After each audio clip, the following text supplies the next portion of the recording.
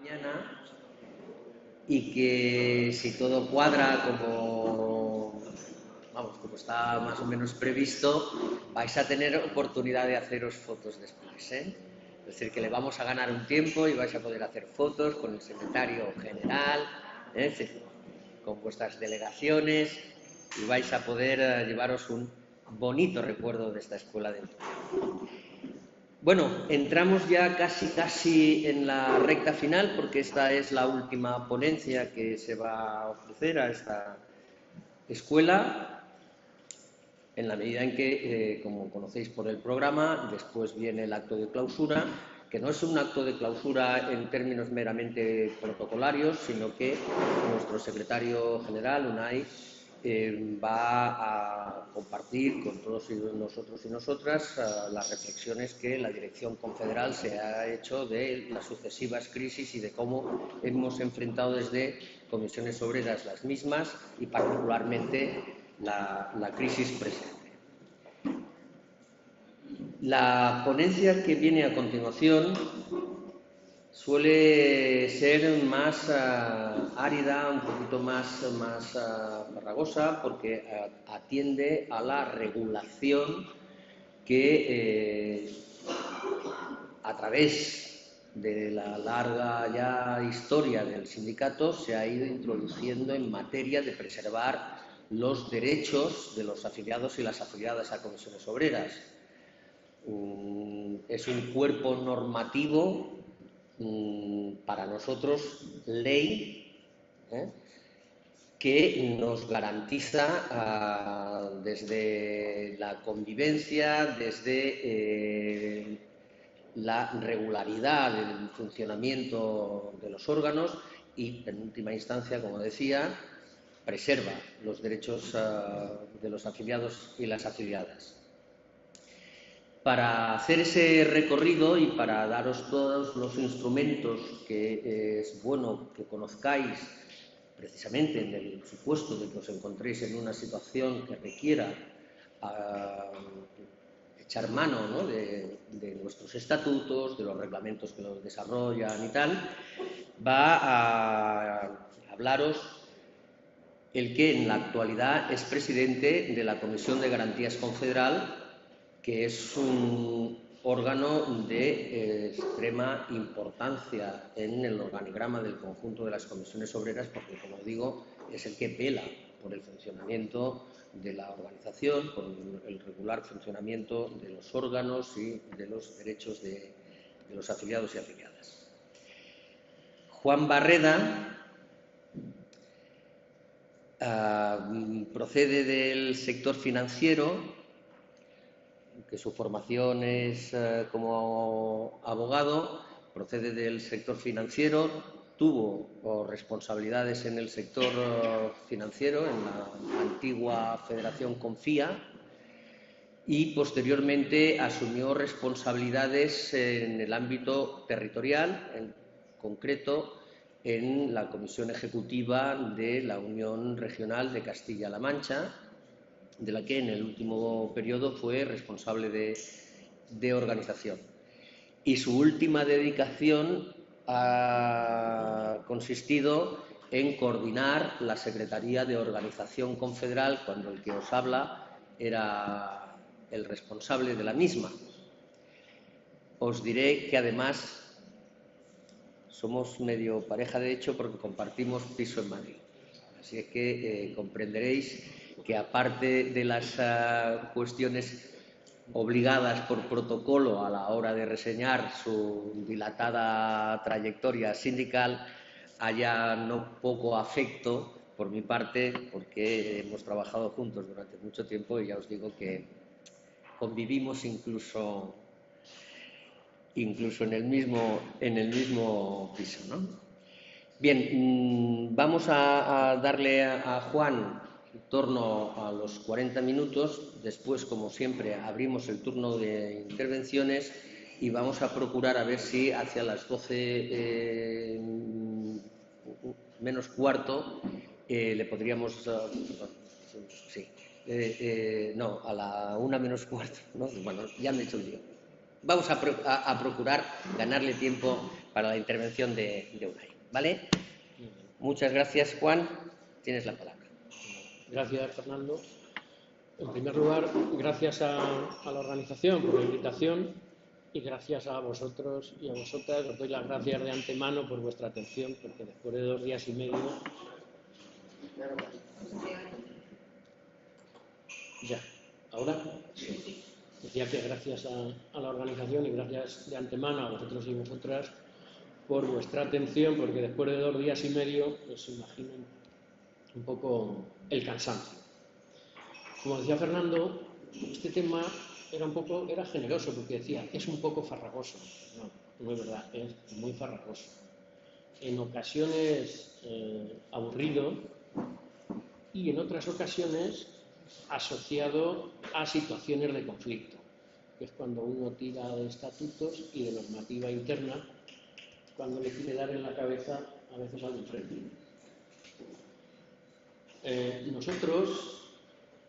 Nosotros, sindicato, siempre hemos exigido hacia afuera, hemos reivindicado los derechos fundamentales, las libertades públicas, y lo que exigíamos hacia afuera forma parte de nuestro ADN y lo hemos predicado hacia adentro.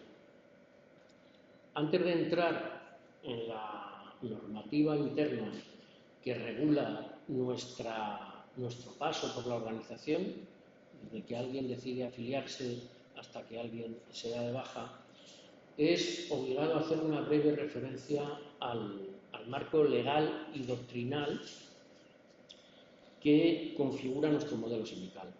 Ayer, si os acordáis, Laura y Esther, Laura hablaba del anclaje constitucional, Esther hizo las referencias a la Ley Orgánica de Libertad Sindical, y desde una óptica y desde una dimensión de los derechos hacia afuera.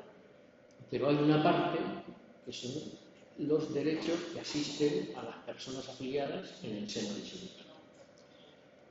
Y nuestro modelo sindical, como decía antes, está configurado fundamentalmente en lo que a esto se refiere por 2 artículos, el 7 y el 28, que ayer de manera reiterada se nombró.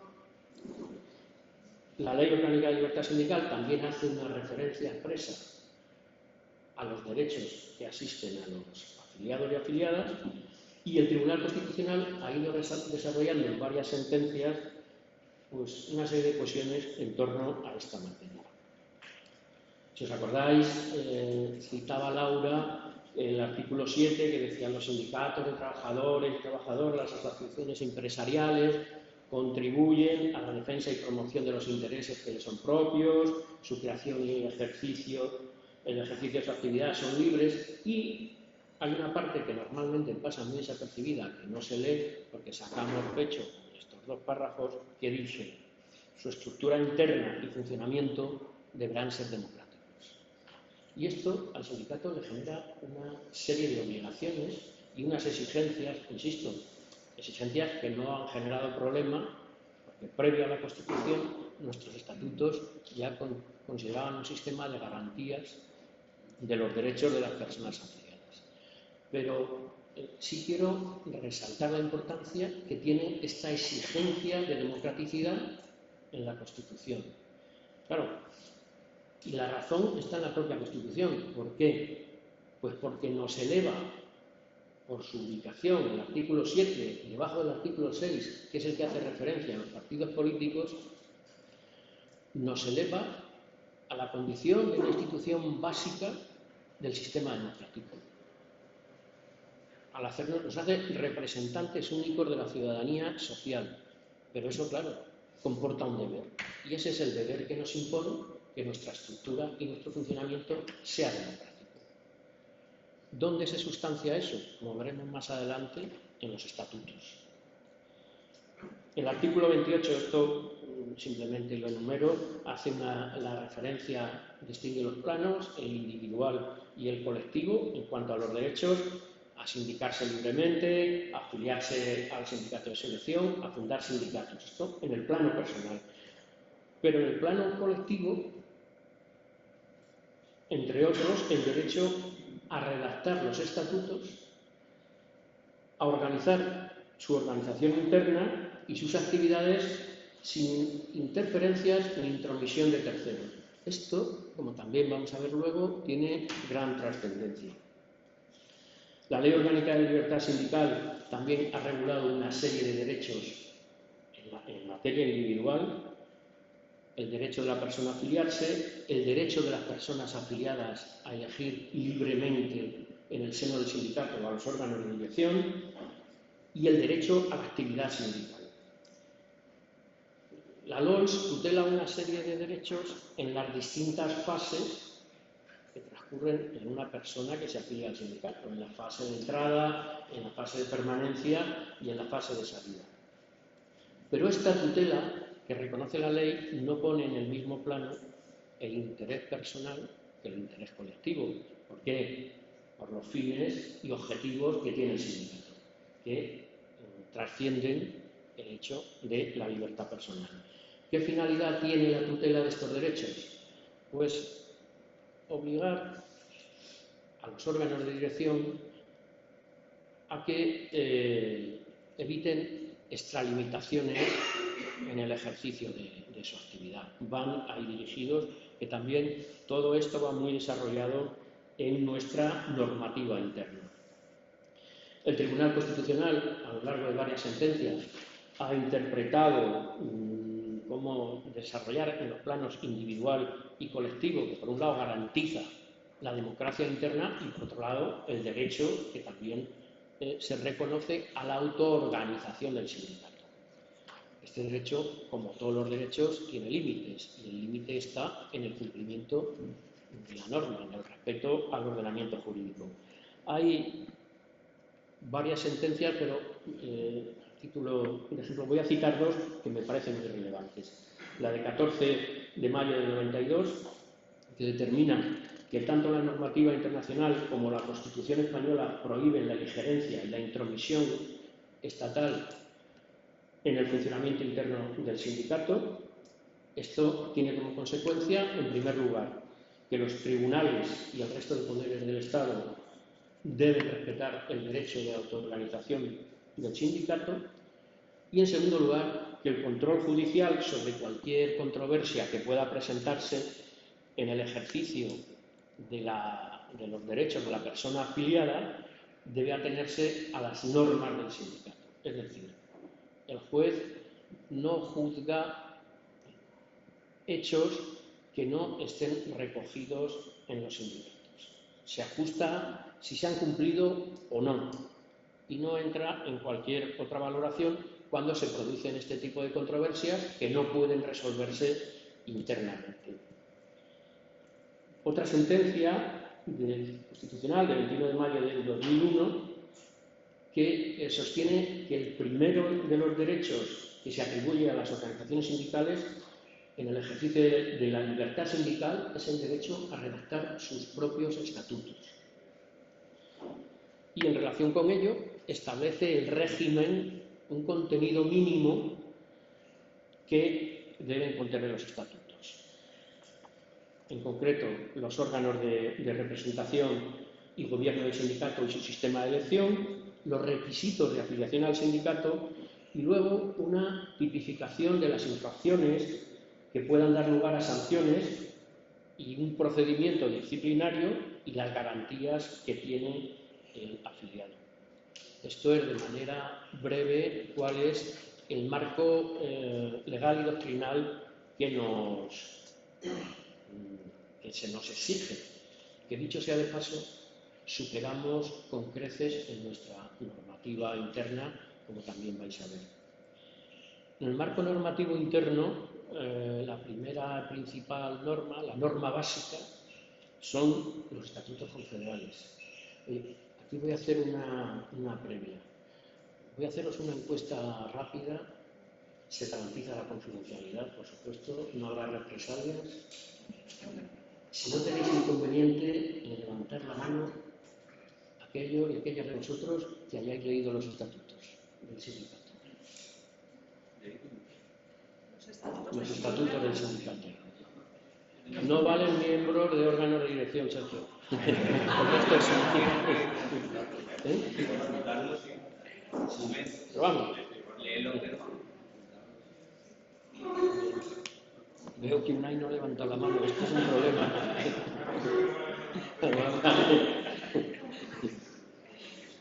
Bueno, pues, ¿qué establecen los estatutos? Como decía, son la norma básica y establecen los principios, el funcionamiento y la organización, es decir, todo. Regula absolutamente todo. Bueno, ni se me ocurre leerlo, claro. Simplemente os digo la estructura, ¿no? En primer lugar, la definición de principios, la definición de la Confederación Sindical de Comisiones Obreras, en cuanto a la afiliación, derechos y deberes, la estructura, las formas de integración, los órganos del cargo de representación, la acción sindical, cuál es el órgano de prensa, en fin, las finanzas, hacen referencia al conjunto de normas que regulan la vida del sindicato. ¿Y cómo la regulan? Pues en las distintas fases que, como he citado antes, pues en la fase de entrada. El artículo 8 señala, en primer lugar, el carácter voluntario de la afiliación. Se reconoce el derecho a toda persona a afiliarse, eso sí, con el requisito de cumplir los estatutos y las normas que democráticamente se hayan aprobado. En el acto de afiliación se garantiza el principio de no discriminación, porque el requisito es el mismo para todas las personas. Esto es lo que dicen los estatutos en la fase de entrada. En la fase de permanencia, el artículo 10 de los estatutos recoge un amplio catálogo de derechos, que no voy a citar todos, pero sí los más destacables. En primer lugar, el derecho a la libertad de expresión, el derecho a participar en las actividades del sindicato, que son propias del ámbito de cada una de las personas afiliadas, y en tercer lugar, el derecho a que pueda ser elector y elegible en los distintos procesos electorales. Con respecto al derecho a la libertad de expresión, este quizá es el derecho más importante que tenemos. ¿Por qué? Porque es el que configura el ejercicio de otros derechos. Difícilmente se puede participar en la actividad sindical si uno no tiene libertad para expresarse, para dar su opinión en su ámbito ante cualquier cuestión que se plantee. Porque difícilmente, si no existe libertad de expresión, ¿cómo se va a organizar un proceso electoral? Pero también los estatutos señalan el alcance y los límites del derecho de libertad sindical. La libertad sindical ocurre como con el resto de los derechos, que ningún derecho es ilimitado. Y claro, su ejercicio tiene límites. Y nosotros aquí lo hemos acotado. Os leo lo que dice el artículo 10F de los estatutos para enmarcar el alcance de la libertad de expresión. Dice: en ningún caso el derecho a la libertad de expresión podrá amparar conductas irrespetuosas o descalificatorias para con los órganos o cualquiera de sus miembros, tampoco los que causen grave perjuicio a la imagen pública del sindicato o atenten contra el honor o la dignidad personal de sus representantes y afiliados o afiliadas. ¿Esto qué supone? Pues en primer lugar, como veíamos antes, el acto de afiliación es un acto voluntario, comporta una serie de deberes, y entre otros el de una lealtad mínima a la organización, no ir contra sus fines y objetivos. Hay una sentencia constitucional, la 226 de 22 de diciembre de 2016, que es fue una afiliada del PSOE que recurrió hasta el Constitucional porque fue sancionada por unas manifestaciones que hizo en la prensa y sus órganos disciplinarios la sancionaron con una suspensión de la militancia. Esta persona acudió en las distintas instancias y al final el Tribunal Constitucional le quitó la razón. ¿Y qué decía? Y venía a decir esto. Decía, aunque tú no contravengas el ordenamiento jurídico, pero tú no puedes ir contra tu organización excediéndote en la crítica y, claro, descalificando y causando un daño reputacional, porque voluntariamente has aceptado someterte a la disciplina del sindicato. La limitación que nosotros ponemos en los estatutos viene amparada por el artículo 28 de la Constitución, como decía antes, el derecho de autoorganización del sindicato.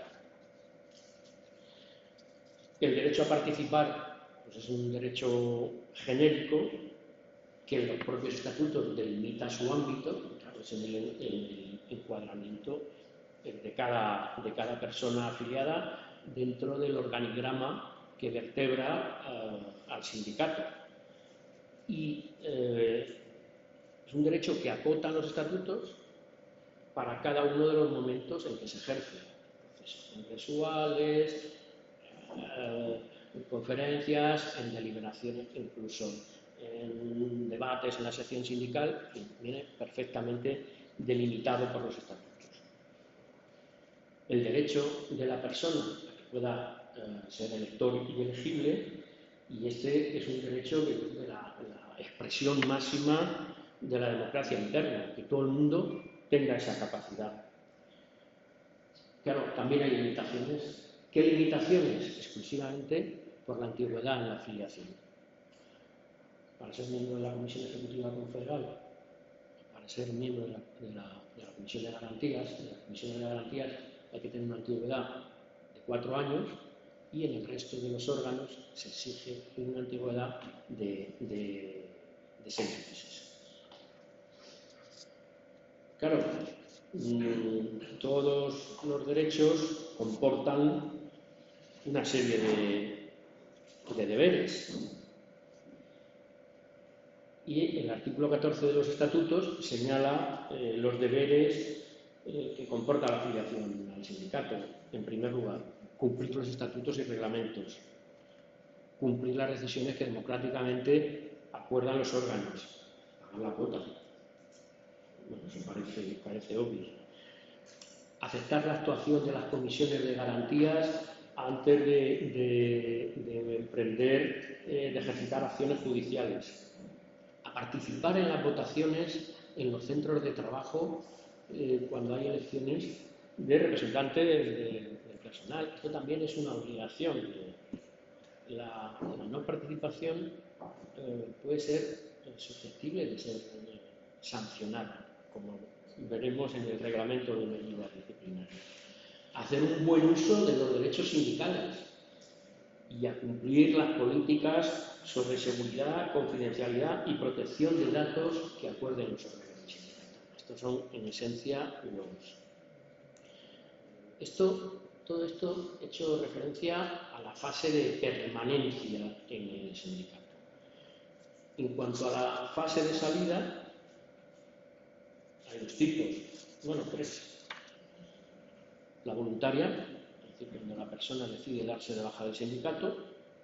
Otra, que son circunstancias sobrevenidas. Si os acordáis, ayer Laura hacía una referencia de qué colectivos en la Ley Orgánica de Libertad Sindical tienen excluida la posibilidad de afiliarse. Cuando una persona pasa esa situación, lógicamente tiene que dejar la afiliación. Luego hay una fase intermedia, inevitable y desgraciada, que es el del fallecimiento de la persona, parece evidente.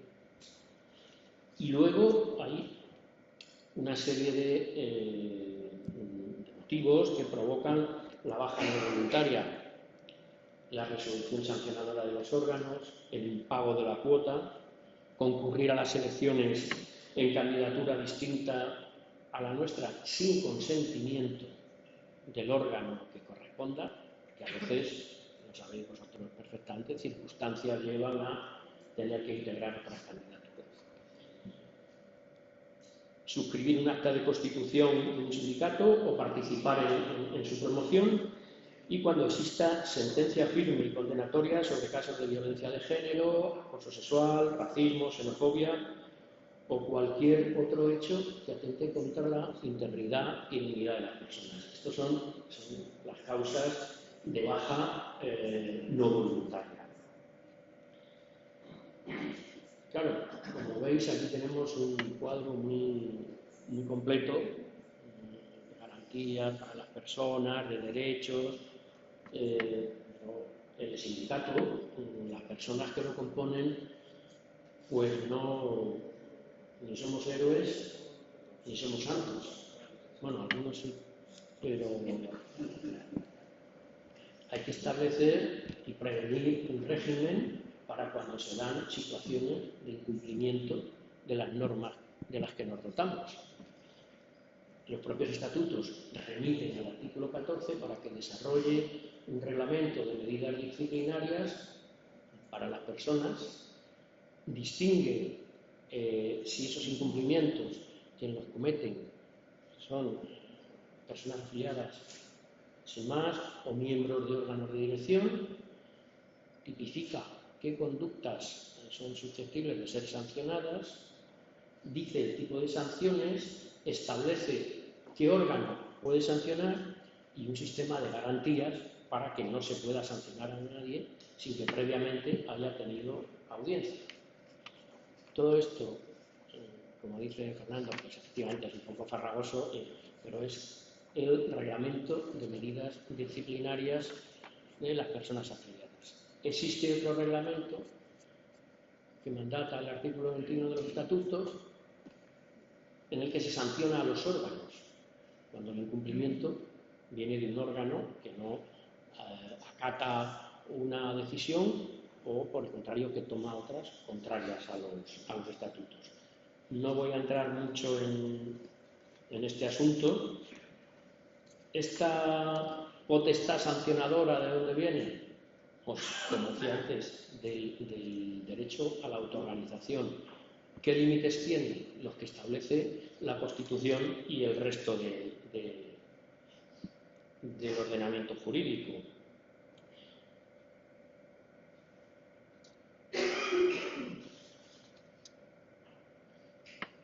Junto a esto, claro, hay unos órganos que están encargados de preservar la democracia interna en la organización, y son las distintas comisiones de garantías. Porque, de un lado, forman parte del derecho del sindicato a configurar un sistema de solución interna de conflictos, y por otro lado, de garantía del afiliado de poder, y la afiliada de solicitar su intervención. Las comisiones de garantías solo existen en las federaciones estatales y en las organizaciones territoriales, que es la primera instancia, diríamos, y una segunda instancia es la Comisión de Garantías Confederal. La Comisión de Garantías Confederal, para acceder a ella ante cualquier reclamación, previamente ha habido que cumplir el trámite ordinario, es decir, acudir al órgano sancionador, acudir a la Comisión de Garantías de tu ámbito, de tu federación o de tu territorio que haya intervenido, y, en último caso, recurrir a la Comisión de Garantía Confederal. Las comisiones de garantía no son órganos de dirección, no tienen potestad para pronunciarse sobre cuestiones organizativas o de política sindical, no. Simplemente interpretan los estatutos y los reglamentos. No aplican leyes, solo estatutos y reglamentos. Sus resoluciones solo tienen validez interna, aunque son recurribles ante los tribunales. Por eso se procura que las resoluciones de las comisiones de garantías estén muy fundamentadas para evitar que la persona que acuda a los tribunales, el sindicato, tenga una sentencia desfavorable. En este sentido tengo que decir que desde 2019 las últimas 20-21 demandas que se han presentado contra el sindicato,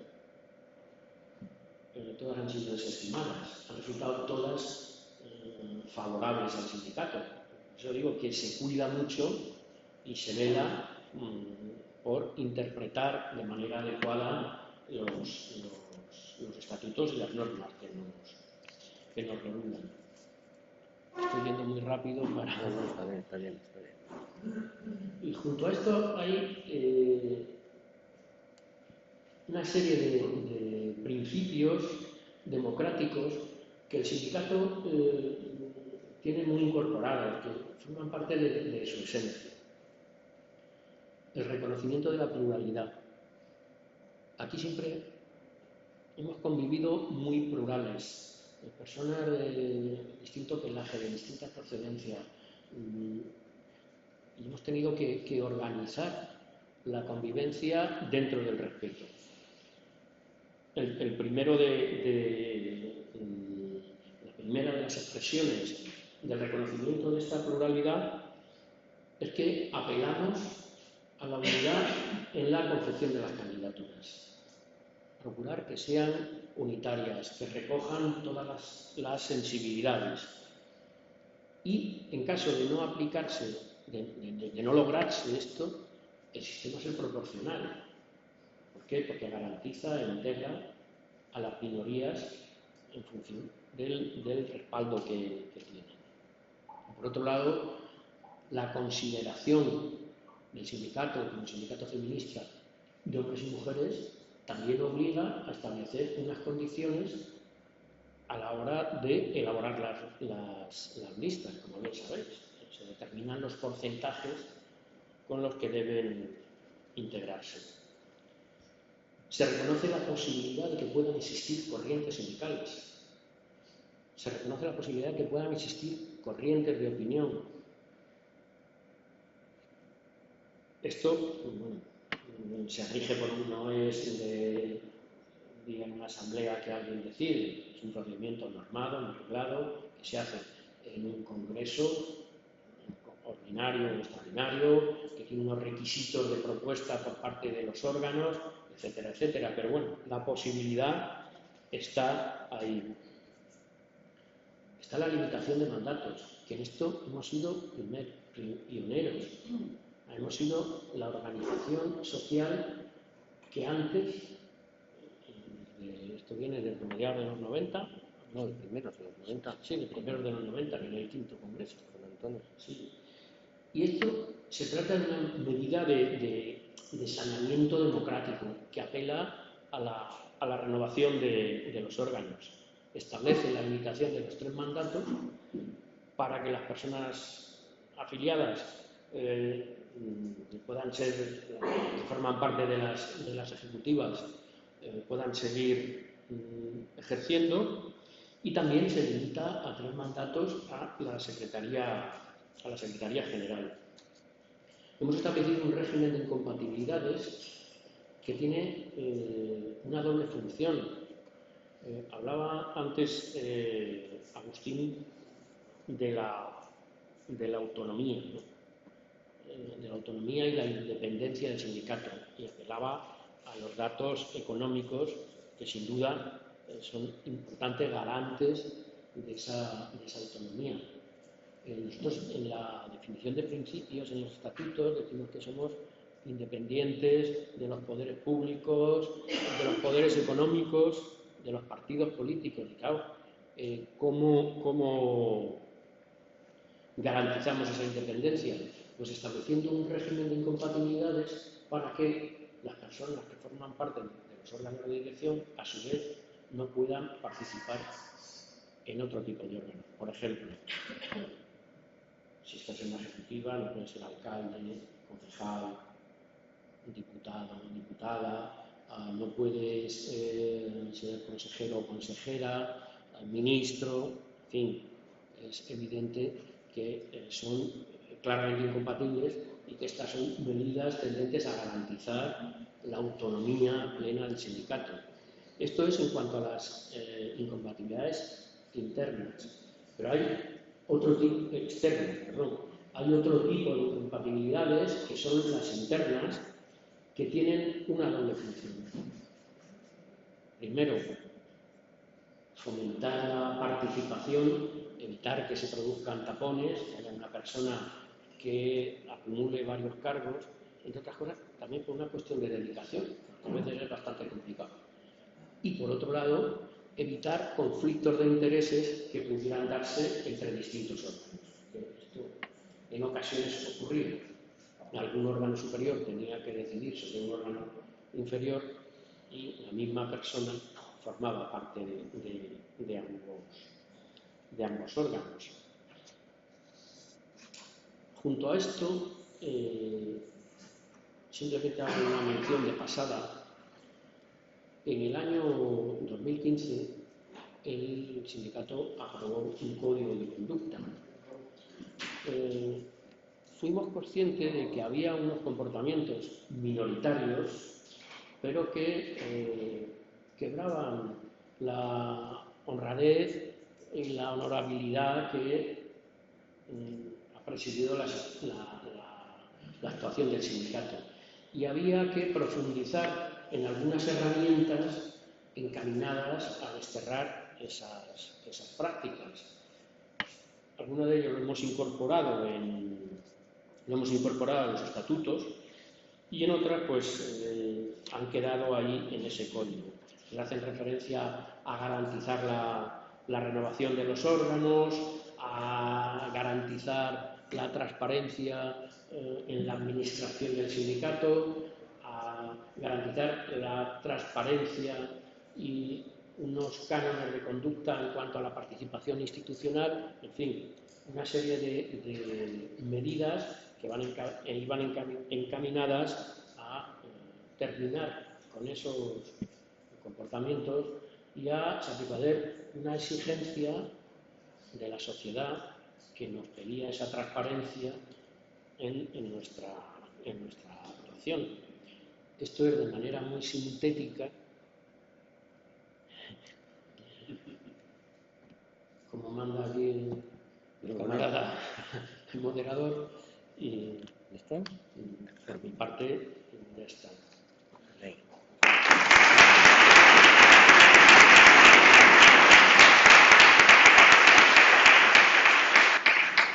Bueno, Juan se lo ha tomado al pie de la letra, no ha hecho ni falta señalarle el tiempo.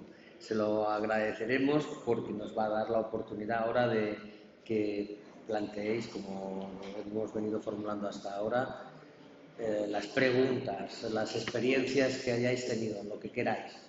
Tomo nota.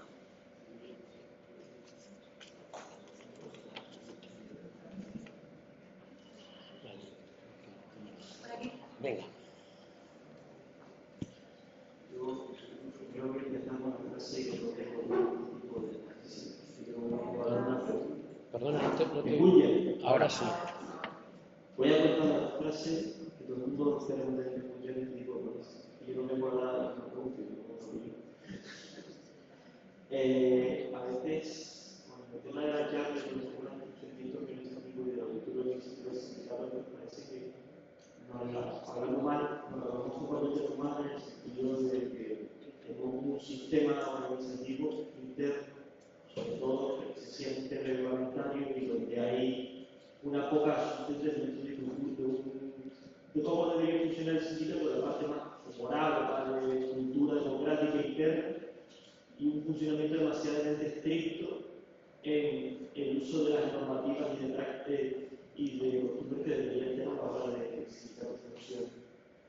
Que no sé, creo que es un proceso de crítica que a lo mejor se tendría que hacer en un congreso, pero sí que es verdad que a veces, no sé si me estoy explicando bien, a veces no seguimos mucho lo que viene recogido en el reglamento de sus articulados, pero no entendemos en la práctica como tiene el sindicato un método de una cultura que va más allá de como verdaderamente los trabajadores y una organización de trabajadores tendría que funcionar bien.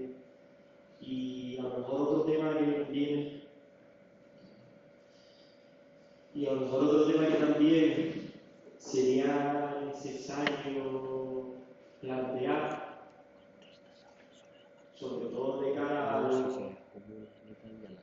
procedimientos de los derechos y deberes recogidos a nivel del sindicato, el vínculo un poco que se estaba hablando antes, la ponencia anterior era que muchas veces a la hora de recoger el modelo de derechos y deberes que tenemos, lo recogemos en un modelo similar al del sindicato que se implantó hace 30 años del modelo del afiliado, de que yo hago mi cuota de 14 € ordinaria todos los meses y yo purgo mi pecado y por lo tanto yo voy al sindicato a pedirle el horario nuevo porque tenemos un sindicato de servicios y un sindicato militar. En el sentido de que a lo mejor también habría que plantear una cuestión de recoger los derechos y deberes de la afiliación en tanto en cuanto vinculemos a la afiliación a la participación dentro de la decisión y de la toma de posiciones dentro del sindicato, más allá de que vote cada 4 años en el proceso electoral, y si hay renovación en otras sesiones sindicales, que en algunas no las hay, que voten a la ejecutiva de la sección sindical, intentar que se vincular de manera más participativa y que el derecho a lo mejor a la participación de los afiliados sea no solamente un derecho pasivo de que voto y ya está, sino un derecho activo en el cual el propio afiliado se vea como voluntad con ganas de trabajo y entienda el proceso de militante y entienda su derecho para ti que debe participar en la organización.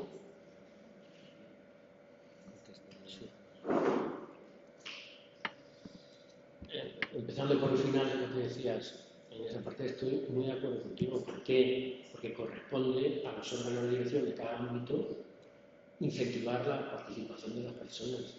O sea, no cabe no convocar porque, como no van a venir, no, tengo que propiciar que las personas afiliadas participen y participen en todas y cada una de las iniciativas que el sindicato tiene, desde las asambleas informativas para negociar el convenio hasta los procesos congresuales o cualquier otro tipo de materia que pueda plantearse. Y es verdad, y esa es una exigencia a los órganos de dirección. Pero hay una cuestión y es estos estatutos y sus reglamentos están muy regulados. Y además los reglamentos no es algo cerrado.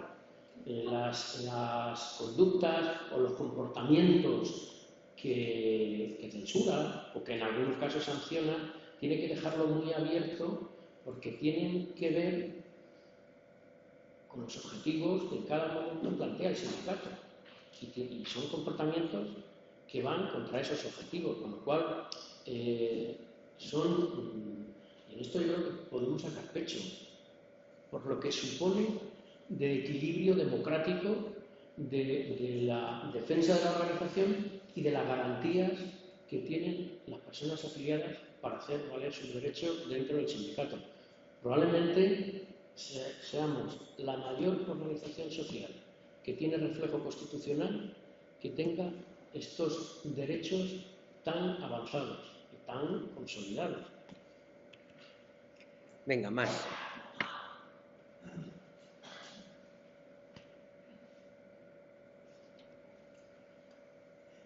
No. Efectivamente, no. es farragoso el tema. No, bueno, es farragoso. Pero claro, aquí es que veo caras así muy, muy juveniles, pero en Canarias hemos tenido una verbena de reclamaciones,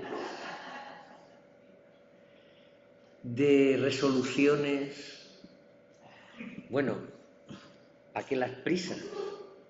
Es decir, que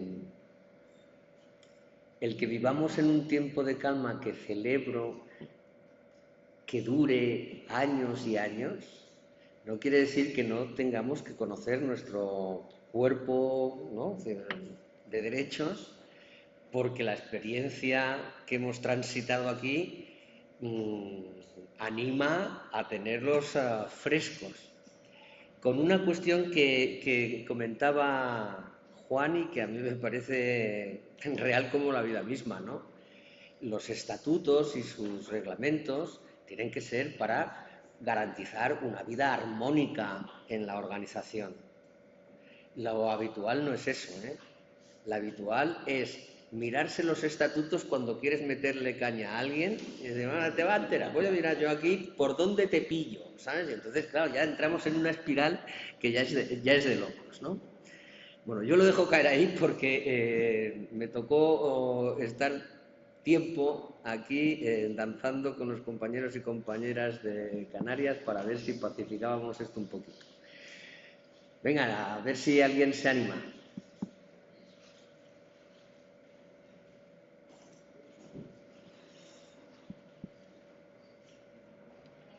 Venga.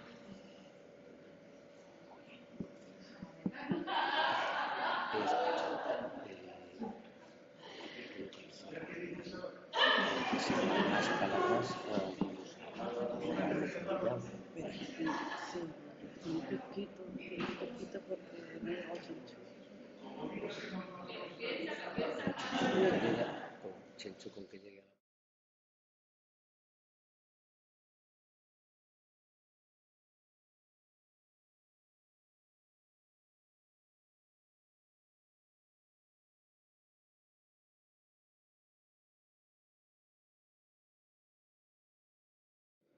Que evidentemente yo creo que ese periodo sirvió para que tengamos claro que esa democracia interna existe y es absoluta. Los periodos se marcan claramente, en todo momento los periodos de las alegaciones están, y hasta cuando esa situación llega al ámbito judicial, pues nos encontramos entonces como la palabra del compañero, en el sentido de que se viene a aclarar que las normas están para algo y que evidentemente el cumplimiento de las mismas es algo que asumimos desde la entrada. Si es cierto que muchas veces el desconocimiento de las normas nos lleva a abrirlas justo cuando llega el momento y a tenerlas siempre de una manera interesada, ¿no? Porque la interpretación siempre es posible en la misma lectura desde diferentes ámbitos. Pero bueno, en esa línea yo creo que es muy positivo saber que hay una norma que también regula todas estas situaciones y que los periodos de sanciones están y que también terminan. Entonces, bueno, pues para los que lo tenemos poco, pero alguna vez los hemos tenido encima, pues dejar claro la democracia en ese ámbito, yo creo que es muy amplia y vamos a tratarlo. Hombre, yo creo que es bueno que vosotros y vosotras al menos conozcáis la existencia de esto.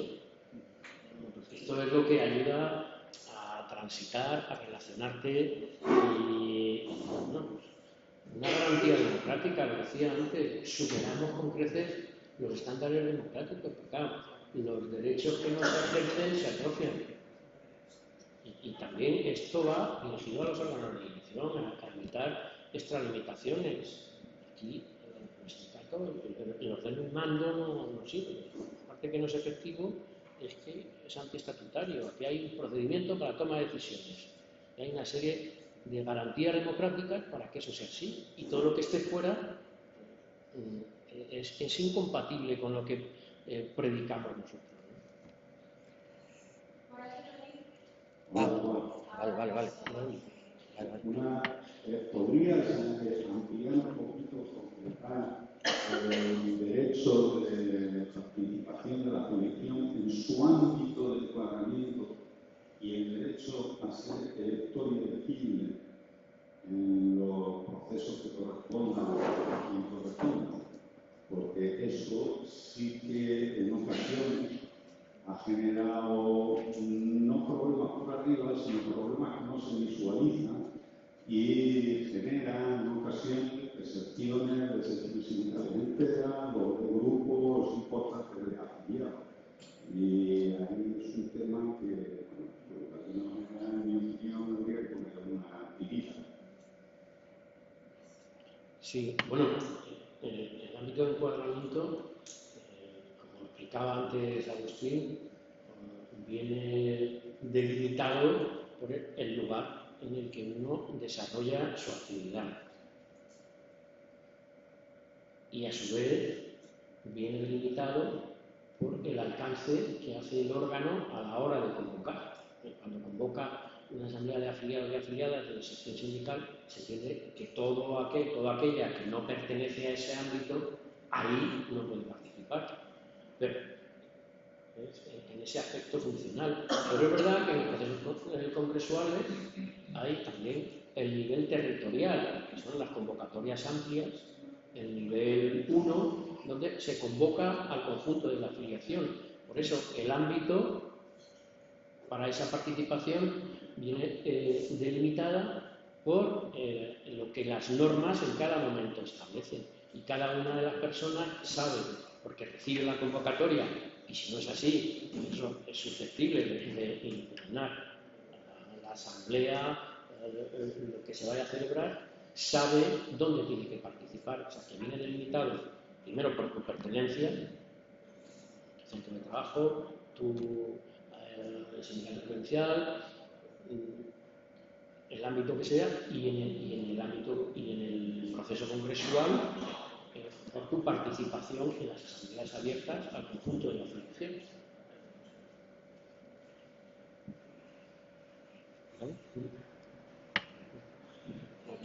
Agustín.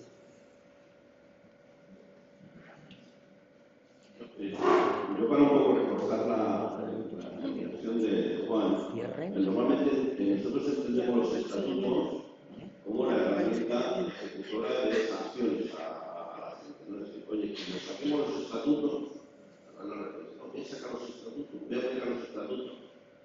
Para que os hagáis una idea, digo, pues esto también ha sido recomendado una vez de que si el nivel de tensión, había muchas ejecuciones, de expulsiones, para que os hagáis una idea de el 1,5 millones de afiliados, solamente ha habido 48 personas sancionadas por diferentes motivos en el conjunto del sindicato, o sea, 1,5 millones de personas.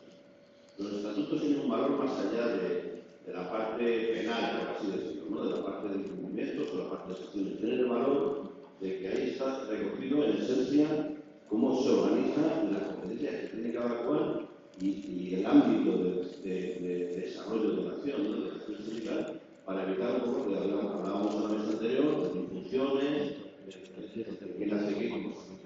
Y además es bastante limitativo de la capacidad de actuación personal o unipersonal e incluso de colectiva de los órganos de dirección. O sea, ahí pone bastantes limitaciones a qué puede hacer cada órgano. Y estar en un órgano de dirección o pertenecer a una comisión ejecutiva no te da patente de costo. Y son los estatutos los que limitan esa capacidad para que esto sea como homologable a la mayor capacidad democrática de ninguna organización, no sé cuál. Son los estatutos más garantistas, pero también más plurales, más abiertos a estos procesos democráticos que tenemos implementar. Y sobre todo, aunque parece que cuando se habla de estatutos, se habla del brazo ejecutor de la ley, implacable, los niveles ahora mismo de conflictos que ponen en riesgo la ejecución de estatutos son mínimos. Son muy concretos y muy lesivos para el sindicato. Venga, ¿alguna palabra más? ¿Os animáis?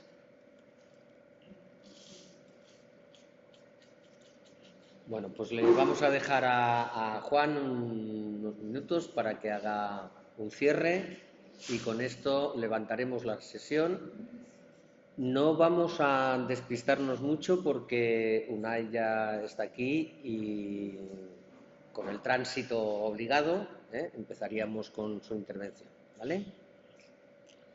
Sí, a modo de conclusión, es necesario que que participáis en estos niveles de sindicato, al menos conozcáis la normativa interna. No se trata de conocer al dedillo ni en detalle, pero sí sus aspectos más esenciales, porque de verdad que es una garantía democrática para la organización, que evita, de un lado, extralimitaciones de los órganos de dirección, pero también permite, fomenta la participación, que, insisto, que podemos estar orgullosos del cuadro de derechos que tenemos y de unos deberes y unas obligaciones muy razonables y razonadas, de un sistema para prevenir conductas o comportamientos no acordes con los sindicatos también muy ponderado, muy equilibrado y muy respetuoso para con las personas. Por último, no tiene la misma protección el interés individual que el interés colectivo, pero no hay que obviar las garantías que deben tener las personas afiliadas al sindicato. Por mi parte, nada más. Pues muchas gracias, Juan.